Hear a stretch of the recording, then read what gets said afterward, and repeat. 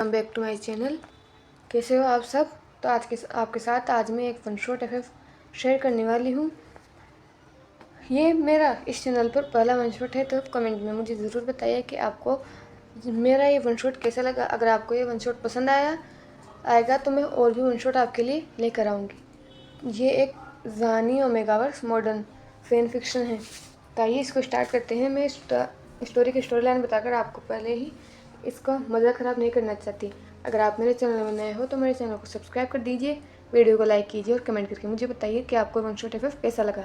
तो आइए स्टार्ट करते हैं। एक बहुत बड़े मेंशन के एक रूम में हमें दो पर्सन आर्ग्यू करते हुए दिखाई दे सकते थे। उसमें से एक लेडी थी। उसने कहा, फेंग मियान, तुम ऐसा कैसे कर सकते हो? तुम इतनी बड़ी लापरवाही कैसे कर सकते हो? मैंने तुमसे मना किया था कि तुम्हें जो भी उससे लेना है तुम अपने ऑफिस में क्यों नहीं ले सकते थे? क्या तुम्हें जो उसने समझाया था समझ में नहीं आया था? तुम्हें उसे उस मीटिंग में ले जाने की क्या ज़रूरत थी? अब देखो, मिस्टर लेन ने उसे देख लिया और देखा ही नहीं, अपने ओमेगा बेटे की शादी भी उससे करवाना चाहते हैं। आखिर उन्होंने उसमें देखा क्या? मैडम यू ने चिल्लाते हुए कहा। जियांग फेंग मियान ने देखा, मुझे नहीं पता, लेकिन वो मीटिंग या फिर वो जो भी प्रेजेंटेशन था वो बहुत ज़्यादा डिफ़िकल्ट था। और जिस तरह से उसने उसको प्रेजेंट किया था उस मीटिंग में, मिस्टर लेन उसी से इम्प्रेस हुए थे। आज तक हमने उसे किसी को नहीं दिखाया, लेकिन मैं कुछ नहीं कर सकता था। वो डील लेना हमारे लिए बहुत इम्पोर्टेंट था। अगर वो डील हमारे हाथ नहीं आती तो हमारी कंपनी को बहुत बड़ा लॉस हो सकता था। उसके लिए अगर मुझे विभूषण को वहाँ ले जाना पड़ा तो मुझे उससे कोई फ़र्क नहीं पड़ता, जियांग फेंग मियान ने कहा। तभी मैडम यू ने चिल्लाते हुए कहा, तुम्हें कोई फ़र्क नहीं पड़ता? अब वो इतने बड़ी फैमिली के बेटे का हस्बैंड होने वाला है, तुम्हें कोई फ़र्क नहीं पड़ता? तुम्हें पता भी है अगर लेंस ने उसकी मदद की तो वो खुद का कुछ कर सकता है। तुम नहीं जानते क्या वो कितना टैलेंटेड है? तुम बचपन से उसे देखते आ रहे हो फेंग मियान। जियांग फेंग मियान ने एक डीप ब्रीथ ली और कहा, मैं कुछ नहीं कर सकता। उन्होंने उसका फ़ोटो देखी है और उन्हें अपने ओमेगा बेटे की शादी उसी से करवानी है और हम मना नहीं कर सकते। हमारे बहुत सारे शेयर लेंस में इन्वेस्ट हैं। अगर हमने उनकी बात नहीं मानी तो हमारी कंपनी को इससे बहुत बड़ा लॉस होगा। क्या तुम चाहती हो ये? इस पर मैडम यू शांत हो जाती हैं, लेकिन उसके दिमाग में बहुत कुछ चल रहा था। उन्होंने एविली मुस्कुराते हुए कहा, शादी? तो इतने बड़े घर में उसकी शादी हो रही है, लेकिन शादी के दूसरे दिन में उसे ऐसा गिफ्ट दूंगी जिसे वो ज़िंदगी भर याद रखेगा।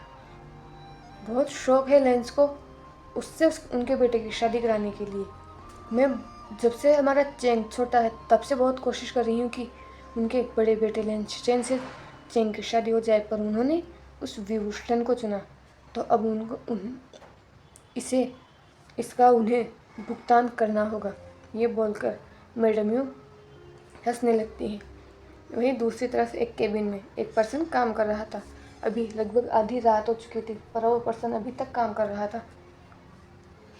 तभी उसका फ़ोन रिंग करता है और वो उस फ़ोन को अपने कान पर रखता है। थोड़ी देर तक उस केबिन में साइलेंस हो जाती है। थोड़ी देर पहले जो कंप्यूटर के चलने की आवाज़ आ रही थी वो भी वहाँ नहीं थी। फ़ोन के कट जाने के बाद वो पर्सन अपनी जगह से उठता है और उस विंडो के पास चला जाता है जहाँ से लगभग आधा शहर दिख रहा था।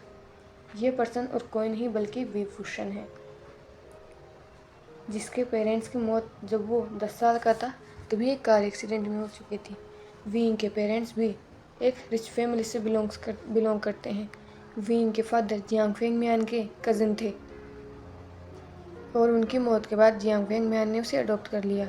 वीइंग को लगा था कि शायद उसके पेरेंट्स की मौत हो चुकी है तो मैडम यू और जियांग फेंग मियान से उन्हें मदरली या फादरली प्यार मिलेगा, लेकिन वीइंग का ये सब बस एक इल्यूज़न था, क्योंकि अपने पेरेंट्स की मौत के बाद थोड़े दिनों तक तो मैडम यू और जियांग फेंग मियान ने उसके साथ अच्छे से बिहेव किया, लेकिन कुछ ही दिनों में उन्होंने अपना रंग दिखाना स्टार्ट कर दिया।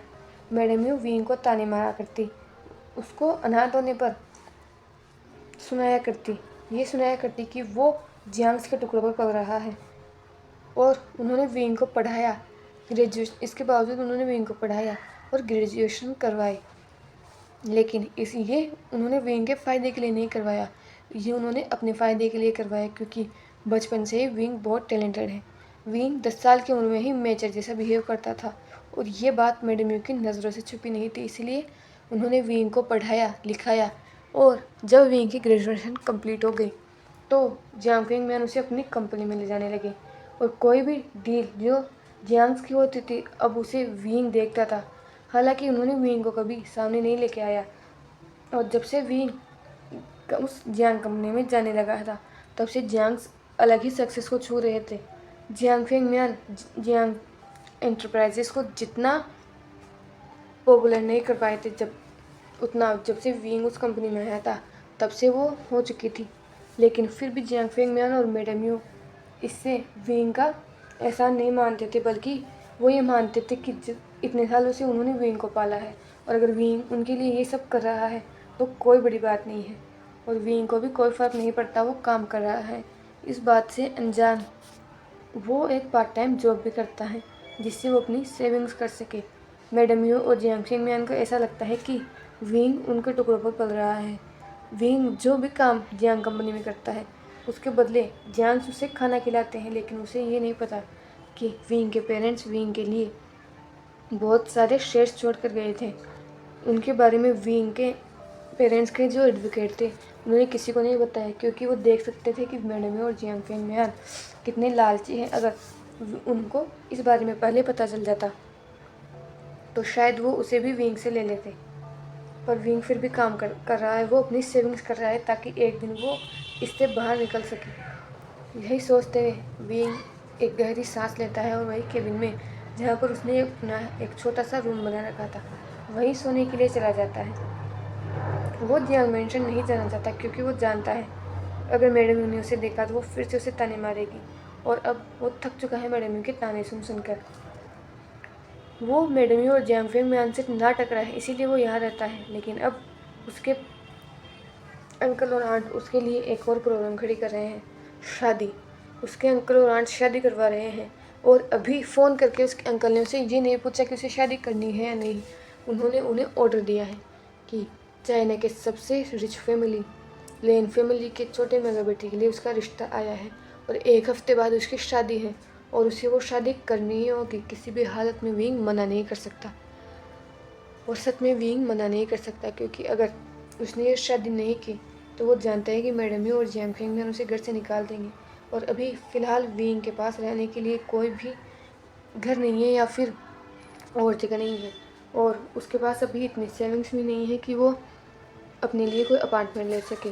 ऊपर से उसके अंकल और आंट उसके ऊपर एक और जिम्मेदारी दे रहे हैं, लेकिन वो कुछ नहीं कर सकता। यही सोचते सोचते वो सो जाता है। वहीं दूसरी तरफ लेन चिरेन जो कि सीईओ थे अपनी कंपनी के, लेकिन अब लेंस का सीईओ लेन शिचेन है जो कि एक बहुत ही टैलेंटेड पर्सन है।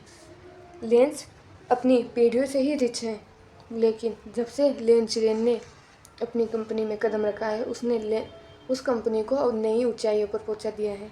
और उसके बाद लेन शिचेन जिसमें अपने फादर के पूरे गुण हैं, उन्होंने भी उस कंपनी को हर अपनी सक्सेस को पाने के लिए हर हो सके जितनी मेहनत की है और आज लेंस चाइना का या फिर वर्ल्ड का सबसे बड़ा नाम है। उनकी ब्रांच सिर्फ चाइना में नहीं बल्कि अलग और देशों में भी है। लेन चिरेन के 2 सन हैं, एक अल्फ़ा और एक ओमेगा। अल्फ़ा सन लेन चिरेन जो कि फ़िलहाल लेंस का सीईओ है और ओमेगा सन लेन वांग जी जो अभी अभी ग्रेजुएट हुआ है और उसकी शादी की बात चल रही है। वांग जी उस घर में इकलौता ओमेगा सन है, इसीलिए वांग जी को सभी पैम्पर करते हैं और उसको बिल्कुल किसी क्लास डॉल की तरह रखते हैं। लेकिन लेन चिरेन अपने दोनों बेटों को ही प्यार करता है, लेकिन इसका मतलब ये नहीं है कि वो उन्हें स्पॉइल करता है जैसे कि और रिच पेरेंट्स अपने बच्चों को स्पॉइल करते हैं। लेन चिरेन भले ही अपने बेटों को प्यार करते हों, लेकिन वो उनके साथ स्ट्रिक्ट भी हैं। इसीलिए लेन ब्रदर्स बहुत पोलाइट हैं, वो लोगों की रिस्पेक्ट करना जानते हैं। और वांग जी को भी आज सुबह ही पता चला कि उसके डैड ने उसके लिए एक अल्फ़ा ढूंढा है, विभूषण, जिसको वांग जी पहले कभी नहीं मिला और अभी तक उसने उसकी कोई पिक्चर भी नहीं देखी है। लेकिन वो उसे अपने फादर पर पूरा भरोसा है कि अगर उसके फादर ने उसके लिए कोई डिसीजन लिया है तो वो अच्छा ही होगा। और देखते ही देखते वो एक हफ्ता भी यूं ही बीत जाता है। और आज वो शादी थी। विंग स्टेज पर खड़ा था, अपनी होने वाली ब्राइड का वेट कर रहा था। हालांकि उसे इस शादी में कोई इंटरेस्ट नहीं था। वो देख सकता था कि वहाँ पर बहुत बड़े बड़े बिजनेसमैन आए हुए हैं, मीडिया है, सेलिब्रिटीज़ हैं। मैडम यू और जियांग मैन भी एक तरफ खड़े हैं और उनके फेस पर इतनी बड़ी स्माइल है जैसे वो अपने बेटे की शादी करवा रहे हों।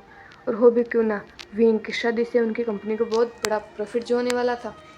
और एक और चाल जो मैडम यू ने चल रखी थी, तो मैडम यू तो खुश होने वाली ही थी, लेकिन विंग ने सोच लिया था कि शादी के बाद वो उस ओमेगा को मिस्ट्री तो नहीं करेगा, लेकिन वो उससे कह देगा कि अभी वो किसी भी रिलेशन में आने के लिए तैयार नहीं है, उसे अपने गोल को अचीव करना है। लेकिन ये सोच धरी की धरी रह गई जब उसने वांग जी को देखा। वांग जी बिल्कुल किसी एंजल की तरह था। वो milky white skin, black hairs and वो फेस जिसे देखकर कोई भी उस पर एक बार में ही फिदा हो जाए। वांग जी अपने वाइट सूट में अपने फादर के हाथ में हाथ डालकर चलता हुआ आ रहा था। विंग वांग जी की ब्यूटी में खो ही चुका था, लेकिन लेन चिरेन की आवाज़ से वो होश में आया। लेन चिरेन ने वांग जी का हाथ विंग के हाथ में देते हुए कहा कि उन्होंने अपने बेटे को बहुत ही प्यार से पाला है। उन्होंने अपने बेटे की आंखों में एक आंसू भी नहीं आने दिया है और वो विंग से भी यही उम्मीद करते हैं कि वो उनके बेटे की आंखों में आंसू नहीं आने दे। विंग ने भी पता नहीं क्यों पर कह दिया कि वो प्रॉमिस करता है कि वो वांग जी की आंखों में एक आंसू नहीं आने देगा। लेन चिरेन विंग पर भरोसा करते हैं क्योंकि उन्होंने देखा है विंग की मेहनत को, विंग की डिटर्मिनेशन को। उसके बाद वो शादी स्टार्ट होती है और लास्ट में प्रिस्ट उन दोनों को रिंग एक्सचेंज करने के लिए कहता है। वांग जी ने जो विंग का हाथ अपने हाथ पर फील किया तो वो हाथ बहुत ही वार्म था और विंग ने बहुत ही सिक्योरली वांग जी के हाथ को पकड़ा था। उसके बाद रिंग सेरेमनी होती है और वो दोनों एक दूसरे को रिंग्स एक्सचेंज करते हैं। उसके बाद प्रिस्ट उनको किस करके अपने मैरिज को लॉक करने के लिए कहते हैं। वांग जी को लगा था कि विंग सबके सामने उसे लिप्स पर किस करेगा, लेकिन विंग ने कुछ अलग ही किया। विंग आगे बढ़ा और उसने वांग जी की वेस्ट में अपना हाथ डाला और उसे अपने क्लोज किया। वांग जी ने टाइटली अपनी आंखें बंद कर ली। उसकी बॉडी अभी तक कांप रही थी। वांग जी अभी 19 ईयर ओल्ड ही है। अभी अभी उसने अपनी ग्रेजुएशन कंप्लीट की है और इससे पहले वो कभी किसी रिलेशन में नहीं रहा। उसने अपना पूरा फोकस अपनी पढ़ाई पर किया है, इसलिए वांग जी नर्वस था और कहीं ना कहीं इस नर्वसनेस को विंग फील कर चुका था। इसलिए उसने बस उसके फोरहेड पर किस किया और जैसे ही उसने ये किया वहाँ पर जितने भी लोग थे उन सब ने तालियां बजाना स्टार्ट कर दिया। उसके बाद वहाँ पर एक छोटा सा बैंक्वेट होता है और इस पूरे समय विंग ने वांग जी का हाथ एक बार के लिए भी नहीं छोड़ा था। पता नहीं क्यों, पर जितने भी लोग वांग जी से मिलने आ रहे थे, वांग जी कॉलेज के फ्रेंड्स थे, वो बिजनेसमैन थे जो लेन चिरेन को जानते थे या फिर बचपन से वांग जी को जानते थे, वो सब वांग जी से मिलने आ रहे थे। उसमें अल्फ़ा ओमेगा बीटा सब थे और विंग का अल्फ़ा अभी से ही वांग जी के लिए इतना पॉजेसिव हो चुका था कि वो वांग जी को जैसे किसी को देखने भी नहीं देना चाहता था और वांग जी से लग भी इतना ही ब्यूटीफुल लग रहा था। जब भी कोई वांग जी को ये कहता कि वो बहुत ब्यूटीफुल लग रहा है, अपनी मुट्ठियों को भींच लेता और उसकी पकड़ वांग जी के हाथ पर बहुत ज़्यादा टाइट हो जाती, लेकिन इतनी कि वो वांग जी को हर्ट ना करे। लेकिन वो कुछ नहीं कर सकता था, या फिर अभी उसका मन तो ये कर रहा था कि वो वांग जी को इन सब के बीच से भगा के ले जाए, लेकिन वो ऐसा नहीं कर सकता। और फाइनली विंग चैन के साथ रहता है जब वो शादी कंप्लीट होती है और विंग वांग जी को अपनी कार में बैठाकर, ये उसकी कार थी जो उसके पेरेंट्स उसके लिए छोड़ कर गए थे, उसमें बैठाकर जियांग मैंशन की तरफ ले जाता है क्योंकि विंग के पास अभी जाने के लिए कहीं और जगह नहीं हो और अभी उसके पास इतनी सेंस नहीं है कि वो खुद अपने लिए और वांग जी के लिए कोई अपार्टमेंट ले सके। वो बस यही प्रे कर रहा है कि मैडम यू से वांग जी को वहाँ कोई प्रॉब्लम ना हो। जल्द ही वो लोग जियांग मैंशन पहुँच चुके थे, लेकिन वहाँ पर कुछ भी न्यू ब्राइड के वेलकम के लिए नहीं किया गया था। अभी रात थी और उस घर में बस डिम लाइट जल रही थी। विंग जानता था कि ऐसा ही कुछ होने वाला है। मैडम यू और जियांग फेंगमैन बहुत पहले ही उस शादी से निकल चुके थे और उनकी गाड़ी जियांग मैंशन के बाहर खड़ी थी। इसका मतलब वो यहाँ आ चुके हैं, लेकिन उन्होंने अभी तक कोई तैयारी नहीं की या फिर मैडम यू करना ही नहीं चाहती। वांग जी ने भी ये नोटिस किया और इसके बाद उसने विंग की तरफ देखा जो बस सामने की तरफ देख रहा था। वांग जी ने विंग के हैंड को स्क्वीज किया। तब विंग होश में आया। उसने वांग जी की तरफ देखा और अपने एक हाथ को वांग जी के शोल्डर पर ले रखकर उसे अपने रूम की तरफ ले गया। जैसे ही वो दोनों अपने रूम में पहुंचे, अब वहाँ पर एक ऑकवर्ड साइलेंस था। उन दोनों की शादी अरेंज मैरिज थी, इसलिए न तो विंग को समझ आ रहा था, न वांग जी को समझ आ रहा था कि उन्हें क्या करना चाहिए। विंग ने वांग जी की तरफ देखा और कहा कि फ्रेश हो जाओ। वांग जी कपड़े ऑलरेडी यहाँ पर सेट किया जा चुके थे। वांग जी ने बस नोट किया और वो फ्रेश होने के लिए बाथरूम में चला गया। जब आधे घंटे बाद वांग जी शावर लेकर बाहर आया, उसने देखा कि विंग सोफे पर बैठा कुछ काम कर रहा था। विंग ऑलरेडी फ्रेश हो चुका था। वांग जी को लगा शायद वो किसी और कमरे में फ्रेश हुआ होगा। वांग जी चुपचाप जाकर बेड पर बैठ गया। बहुत देर तक विंग ने वांग जी को नोटिस नहीं किया, क्योंकि जो वो काम कर रहा था उसमें वो बहुत ज़्यादा बिजी था और ये थोड़ा सा वांग जी को डिसअपॉइंटेड लगा। लेकिन फिर भी वांग जी बस विंग को ही देख रहा था। विंग बहुत ज़्यादा हैंडसम है। विंग से हैंडसम अल्फा वांग जी ने अपनी लाइफ में नहीं देखा।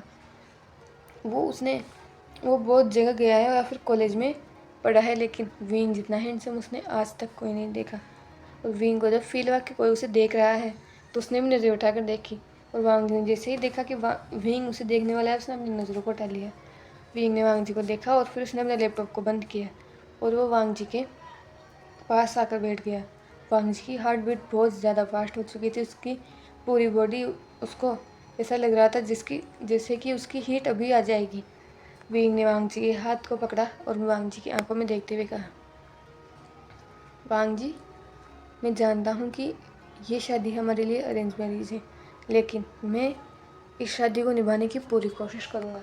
और रही बात हमारी वेडिंग नाइट की, तो ये सब करने के लिए हमारे पास पूरी लाइफ पड़ी है। मैं चाहता हूँ कि अभी हम दोनों एक दूसरे को जानें, एक दूसरे के साथ कंफर्टेबल फील करें। मैं नहीं चाहता कि जब हम ये सब कर रहे हो तो तुम मेरे साथ कंफर्टेबल फील हो या फिर मुझे अनकंफर्टेबल फील हो। मैं चाहता हूँ कि हम दोनों एक दूसरे के साथ प्यार से रहें, न कि सिर्फ फिजिकल कॉन्टेक्ट के साथ। वांग जी ने जब ये सुना तो उसके हार्ट में एक वॉन्ट फील हो गई, क्योंकि सोसाइटी में अल्फाज अपनी डोमिनेंस के लिए जाने जाते हैं। उन्हें ओमेगास के अग्री या डिसएग्री से कोई फ़र्क नहीं पड़ता। उन्हें कोई फ़र्क नहीं पड़ता कि अगर किसी अल्फ़ा का छूना ओमेगा को पसंद आ रहा है या नहीं, भले ही वो उसका हस्बैंड हो। क्योंकि अरेंज शादी में ये तो नहीं होता कि अगर एक अल्फ़ा या ओमेगा की शादी हो जाए तो उस अल्फ़ा का उस ओमेगा पर पूरा हक होता है। जब तक कोई ओमेगा अपनी खुद से राज़ी नहीं होता, तब तक कोई अल्फ़ा उसे टच नहीं कर सकता। लेकिन अल्फ़ाज खुद को बहुत ही ज़्यादा डोमिनेंट समझते हैं और शादी के बाद तो ओमेगास को अपनी प्रॉपर्टी समझ लेते हैं। जैसे वो चाहें वैसे वो ओमेगा को ट्रीट कर सकते हैं। वांग जी ने तो अब तक अपनी अल्फ़ाओं के बारे में यही सुना था, लेकिन जब विंग ने ये कहा तो उसके फेस पर एक स्माइल आ गई और विंग के लिए उसकी रिस्पेक्ट और ज़्यादा बढ़ गई। विंग ने वांग जी के चीक्स पर अपने हाथ को रखा और कहा, हम बस कडल करके भी तो रह सकते हैं। वांग जी ने बस नोट किया और थोड़ी देर बाद अब वो दोनों कंफर्टेबली एक दूसरे की बाहों में थे। एक थिक ब्लैंकेट ने उन दोनों को कवर कर रखा था।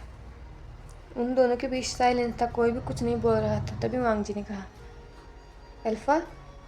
विंग ने बस कहा। वांग जी ने विंग की तरफ देखा, जो उसी की तरफ देख रहा था। वांग जी ने कहा, क्या तुम मुझे अपने बारे में बताओगे? विंग ने नोट किया और कहा, पहले तो मुझे अल्फ़ा या फिर वूशियन बुलाना बंद करो। हाँ, विभूषण मेरा कर्टेसी नेम है, लेकिन मेरा बर्थ नेम विंग है और मेरी माँ मुझे विंग ही बुलाती थी, तो तुम भी मुझे विंग बुला सकते हो, मुझे अच्छा लगेगा। इस पर वांग जी के फेस पर एक स्माइल आ जाती है और विंग ने वांग जी के वेस्ट में जो अपना हाथ था उसको और टाइट करते हुए कहा,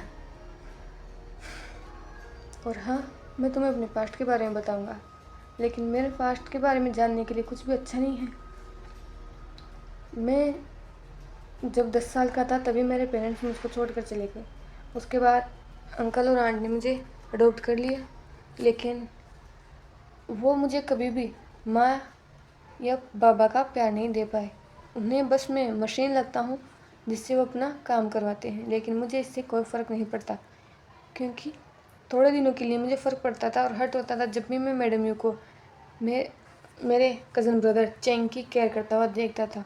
मैं भी चाहता था कि मेरी भी माँ होती तो मेरी केयर करती, लेकिन धीरे धीरे ये इमोशंस जैसे मुझ में रहे ही नहीं और मैं एक पत्थर की तरह हो गया।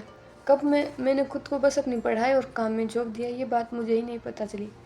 उसने वांग जी की तरफ देखते हुए कहा, वांग जी, मैं जहाँ काम करता हूँ मुझे नहीं पता कि मैं वहाँ कब तक हूँ, क्योंकि ना तो जियांग कंपनी मेरी है और ना ही ये घर मेरा है।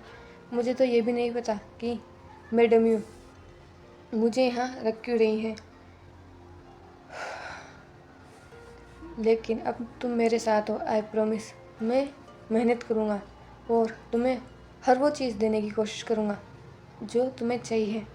मैं तुम्हें किसी भी चीज़ की कोई कमी महसूस नहीं होने दूँगा।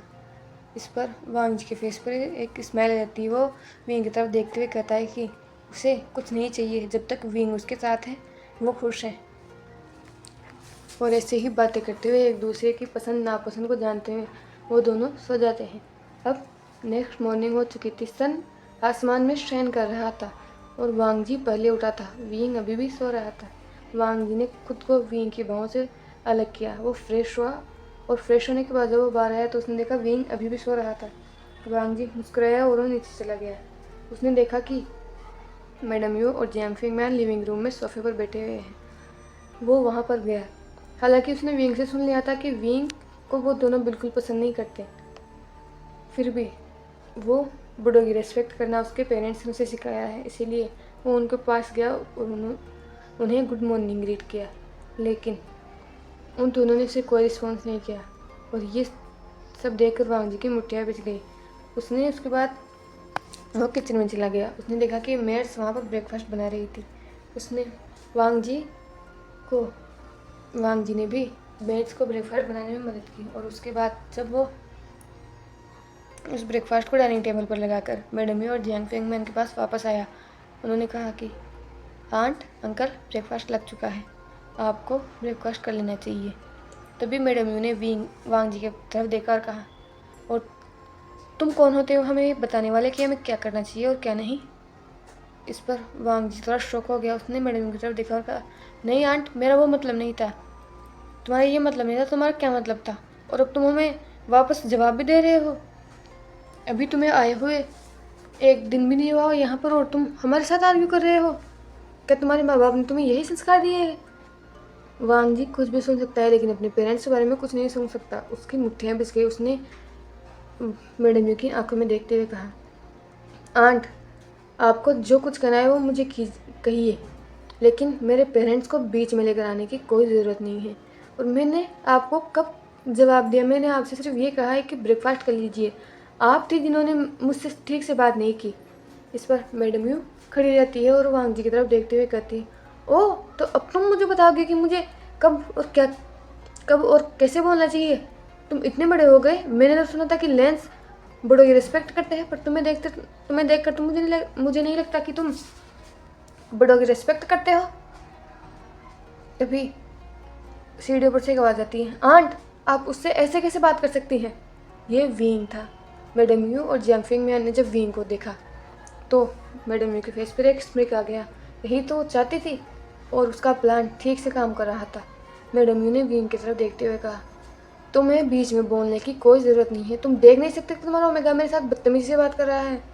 विंग ने कहा, आंट, मैंने शुरू से देखा है कि वांग जी ने पहले आपको ग्रीट किया, तब भी आपने उसका जवाब नहीं दिया।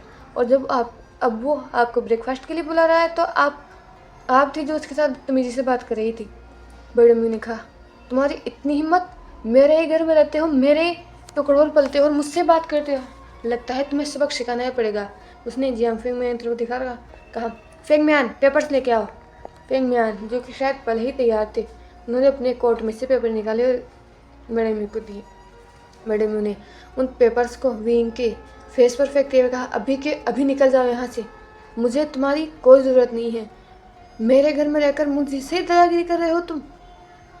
अभी तुम्हारे ओमेगा को आए हुए एक दिन भी नहीं हुए हैं और तुम मुझसे उल्टा बोलने लगे हो। लगता है तुम्हें इस घर में नहीं रहना है।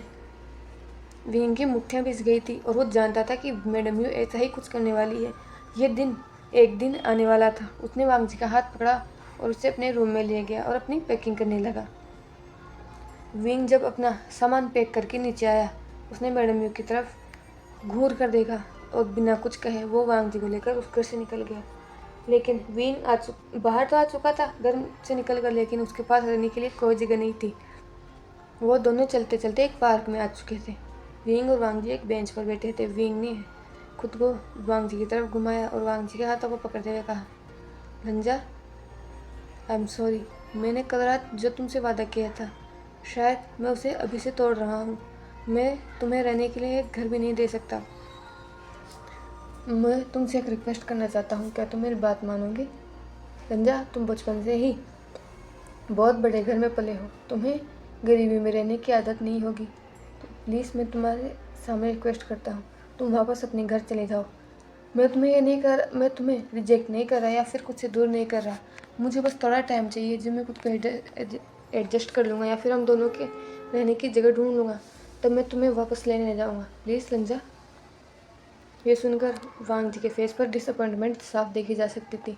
उसने विंग के हाथों को पकड़ा और कहा, इल्फा, मैंने तुम्हारे साथ सिर्फ तुम्हारे अच्छे में रहने के तो वोट्स नहीं लिए थे।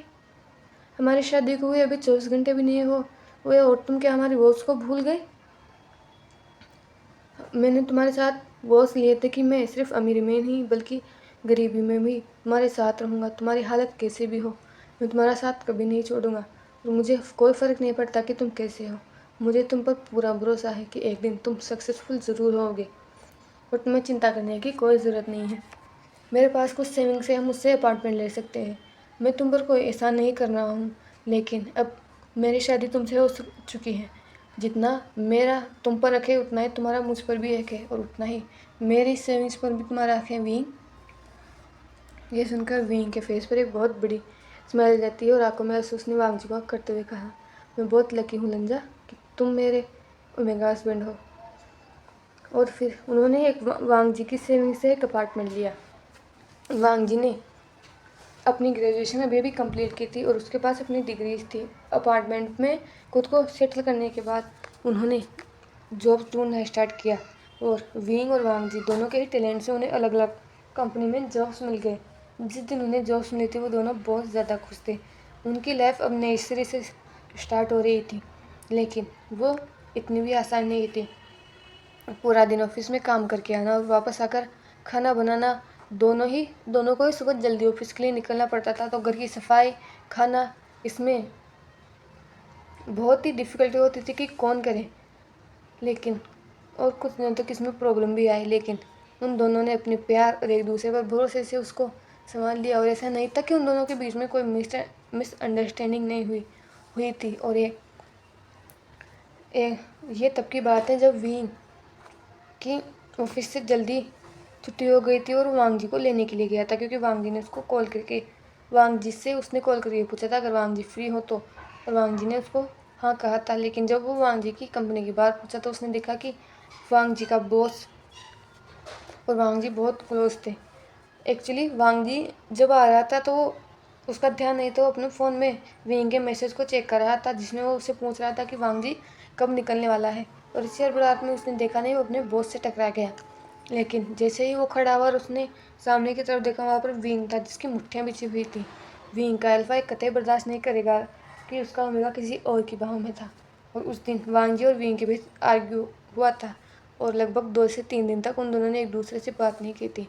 वांग जी विंग से नाराज़ इसलिए नहीं था कि विंग ने उस पर गुस्सा किया, लेकिन वो डिसअपॉइंटेड था विंग से कि विंग उस पर भरोसा नहीं करता। लेकिन 2-3 दिन बाद विंग के जो ऑफिस में एक फ्रेंड था, उसका नाम शाओ सिन चेन था, जो उसी के साथ ऑफिस में काम करता था। उसने जब विंग को दुखी देखा, सैड देखा या फिर डिप्रेस्ड देखा, तो उसने बात को पूछा और विंग ने थोड़ी देर के स्ट्रगल के बाद फाइनली शाओ सिन चेन को सब कुछ बता दिया। और शाओ सिन चेन ने यह सुनकर विंग को बताया कि एक रिलेशनशिप में जितनी प्यार की ज़रूरत होती है उतनी ही भरोसे की ज़रूरत भी होती है। मैं समझ सकता हूँ कि तुम्हें वांग जी को किसी के पास देखकर गुस्सा आया, लेकिन तुम्हें उसकी बात सुननी चाहिए थी कि वो उसके इतना पास क्यों था। क्या तुम अपने हस्बैंड पर भरोसा नहीं करते? इस बात पर विंग ने तुरंत जवाब दिया था कि वो अपने हस्बैंड पर भरोसा करता है। शाओ शिनचैन ने मुस्कुराते हुए कहा था, मैं जानता हूँ तुम अभी नए रिलेशनशिप में आए हो। मैं भी जब अपने रिलेशनशिप में था तब मुझे भी अपने अल्फा पर भरोसा नहीं था, या फिर हम दोनों के बीच मिसअंडरस्टैंडिंग हो जाती थी। लेकिन इसका मतलब ये नहीं है विंग कि तुम उसे इग्नोर करना स्टार्ट कर दो। उससे बात करो, इस रीज़न का पता लगा।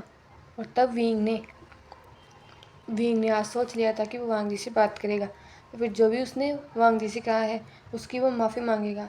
उसने वांग जी को मैसेज किया था लेकिन वांग जी का जवाब नहीं आया। थोड़ी देर तक जवाब नहीं आने पर विंग अब डरने लगा था कि शायद वांग जी को कुछ ना हो जाए। लेकिन थोड़ी देर बाद उसे वांग जी का मैसेज आया कि वो घर पर ही हैं।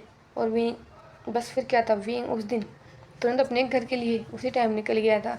लेकिन जैसे ही वो अपने घर में पहुंचा और सामने के नज़ारे को उसने देखा, उसकी सांस अपने थ्रोट में अटक कर रह गई। तो आज के पार्ट में यही ख़त्म कर रही हूँ। कल इस FF का मैं लास्ट पार्ट शेयर करूँगी। प्लीज़ कमेंट में मुझे बताना कि आपको FF कैसा लगा। आपके थॉट्स मेरे साथ ज़रूर शेयर करना, और अगर मुझसे कुछ भी कमी रही हो तो आप वो भी मुझे कमेंट में बता सकते हैं। Thank you.